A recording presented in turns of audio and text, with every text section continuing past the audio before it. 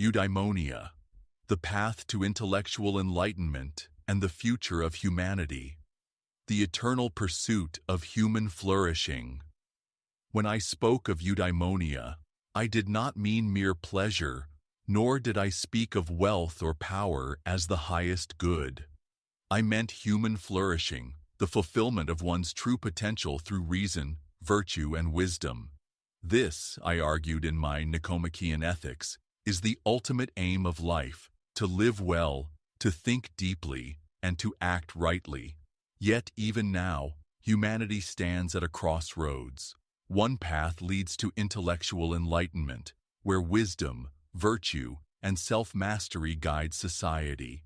The other path leads to mental enslavement, where ignorance, manipulation, and shallow pleasures control the masses. It is the duty of those who seek truth to ask, will we embrace knowledge, or will we allow ourselves to be ruled by deception? Eudaimonia, a philosophy of flourishing. In my time, I wrote that the highest human good is not found in the pursuit of base pleasures, but in the cultivation of virtue and reason. I held that a good life requires 1. Living with virtue, arete. Man should strive to be the best version of himself in moral and intellectual capacities, seeking justice, courage, and wisdom. 2. Practical wisdom, phronesis. It is not enough to know what is right. One must also apply wisdom in making choices, balancing reason and experience. 3. Self-realization.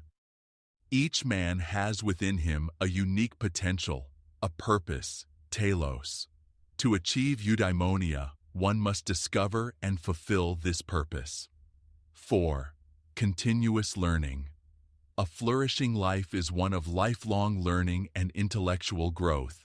One must not be stagnant, but ever in pursuit of deeper understanding. To live in accordance with these principles is to attain eudaimonia, not as a fleeting state of happiness, but as a lifelong pursuit of knowledge and fulfillment. Eudaimonia versus Hedonia, the battle between meaning and pleasure. Even in my day, men mistook pleasure, Hedonia, for true happiness. They sought satisfaction in wine, power, and indulgence, yet they remained unfulfilled. I taught that while pleasure has its place, a life lived solely for instant gratification leads to emptiness and decay. In this modern age, I see that men have not changed. Now, instead of wine, they seek their pleasures in distractions, in endless streams of information, in the shallow pursuit of likes and digital validation. They are fed empty pleasures rather than substantial truths. Thus, I ask, will you pursue depth, wisdom, and self-mastery, or will you become enslaved by the shallow, reactive impulses engineered by your digital world? Eudaimonia in modern life, a framework for intellectual enlightenment. To achieve eudaimonia in this modern world, one must adapt my ancient wisdom to the present challenges. Let us consider how. 1. Cultivating critical thinking and intellectual curiosity. A mind that does not question is a mind that is ruled. True freedom lies in one's ability to think independently, challenge assumptions, and seek knowledge beyond propaganda. Read deeply and widely. Engage with philosophy, science, and history to sharpen your intellect. Challenge your beliefs.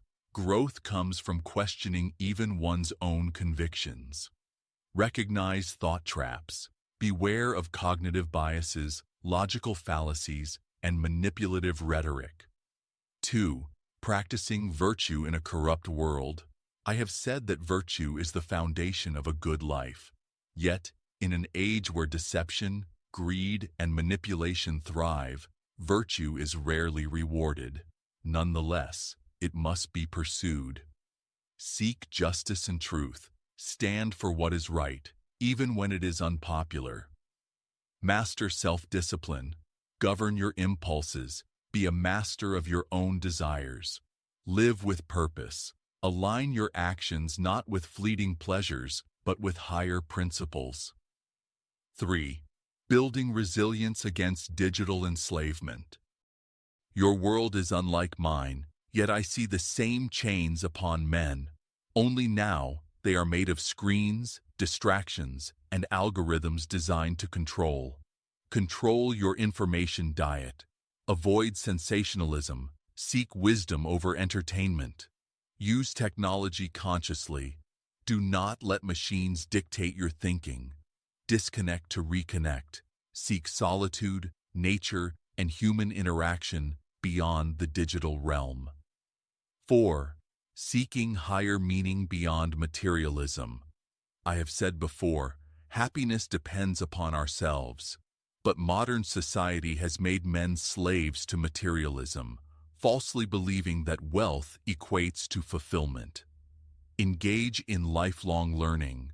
The mind is the greatest treasure. Never cease to enrich it. Embrace solitude and reflection. Spend time in contemplation and self-examination. Contribute to something greater. True meaning comes not from self-indulgence, but from bettering the world. The future of humanity. Intellectual enlightenment or mental enslavement. Men today face the same choice they have always faced: to be free thinkers or to be ruled by others. If we choose enlightenment, a society that values knowledge over propaganda, individuals who think critically rather than conform blindly, a world where technology empowers rather than manipulates, a civilization driven by reason, ethics, and human flourishing. If we fall into enslavement, a world where truth is dictated by those in power, masses who react emotionally rather than think critically, a society controlled by fear, outrage, and division, a future where individuals are passive consumers rather than active thinkers. Conclusion: the choice is ours. Eudaimonia is not a relic of the past. It is the key to humanity's survival and progress. If men do not cultivate wisdom, critical thinking, and intellectual resilience, they will be manipulated, controlled, and ultimately enslaved by their own minds. But if they embrace the path of enlightenment, they will build a world where reason, virtue, and knowledge guide them toward a brighter future. The choice is yours. Will you seek wisdom and break free, or will you surrender to ignorance and be ruled? I, Aristotle, ask you, which path will you choose? Follow information-warfare.com for more.